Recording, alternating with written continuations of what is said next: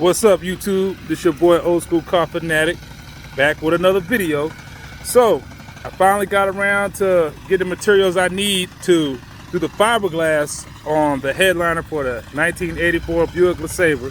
So I've been watching some other videos of people repairing headliner boards and what they use and how they do it with fiberglass. So I spent about 30-40 bucks on the material, and we're getting ready to try again. So this weekend we got the fiberglass mat, that was about 7 bucks. The resin with the hardener was like 22.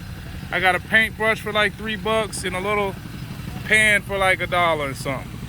So this weekend, maybe tomorrow, I'm gonna go ahead and I'm gonna do a video of me repairing the headliner, those crack pieces that y'all saw, and I'm gonna go ahead and get ready. Hopefully I'll finish it this weekend.